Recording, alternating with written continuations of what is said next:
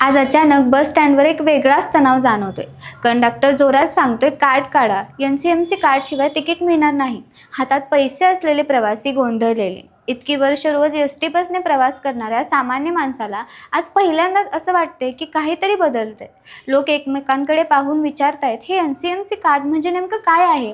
आपल्याला ते घ्यावंच लागणार का? जुने पैसे चालणार नाहीत का?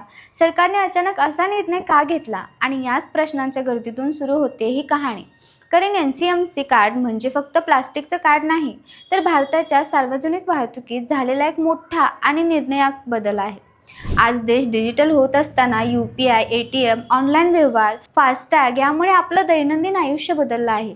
पण बस प्रवास अजूनही कागदी तिकिटे, सुट्टे पैसे आणि वादांमध्ये अडकलेला होता. कंडक्टरकडे सुट्टे पैसे नाहीत म्हणून भांडण, बस थांबल्यावर उशीर तिकीट काढताना वेळेचा अपव्यय आणि या सगळ्यांवर उपाय म्हणून सरकारने वन नेशन वन कार्ड ही संकल्पना मांडली आणि त्यातून जन्माला आलं नॅशनल कॉमन मोबिलिटी कार्ड म्हणजेच एनसीएमसी कार्ड. हे कार्ड संपर्करहित आहे, म्हणजे मशीनवर फक्त टॅप केलं की पैसे कापले जातात. ना कॅशची गरज ना नेटवर्कची. ATM कार्ड सारखं ऑफलाईन काम करणं ही यात सगळ्यात मोठी जमेची बाजू आहे.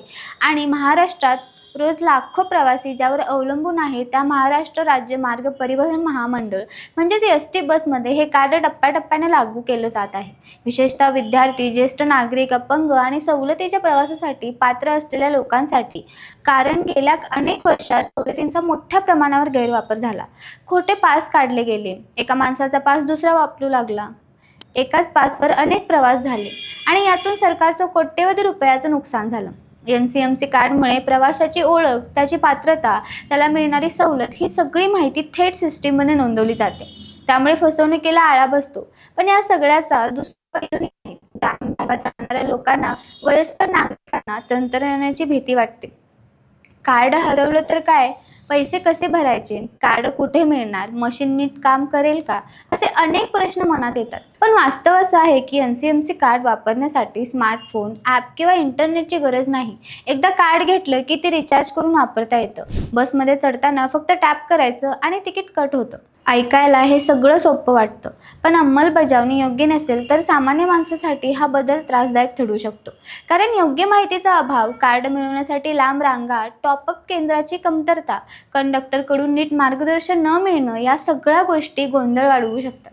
म्हणूनच आज अनेकांना वाटते की हा निर्णय सक्तीचा आहे आणि गरिबांवर अन्याय करणारा आहे.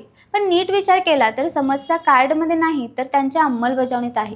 कारण जर प्रत्येक बस स्टँडवर कार्ड सहज उपलब्ध झालं, गावागावात टॉपअपची सोय झाली, लोकांना नीट समजावून सांगितलं गेलं तर हाच बदल उद्या लोकांसाठी सोयीचा ठरेल. आणि ज्या लोकांना भीती वाटते ते उद्या म्हणतील, बरं झालं एनसीएमसी कार्ड आलं.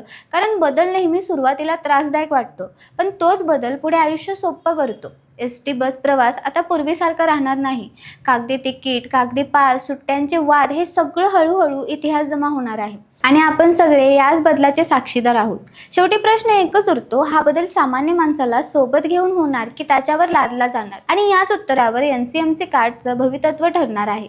आणि म्हणूनच आज ही माहिती ठेवणं, जागरूक राहणं आणि योग्य प्रश्न विचारणं खूप महत्त्वाचं आहे. कारण कार्ड बदलू शकतं, प्रणाली बदलू शकते, पण सामान्य प्रवाशाचा हक्क आणि सन्मान कायम राहायला हवा. आणि याच विचारावर ही कहाणी इथेच थांबते. तुम्हाला जर हा व्हिडिओ आवडला असेल तर चॅनेलला लाईक करा, शेअर करा आणि सबस्क्राईब करायला विसरू नका. धन्यवाद.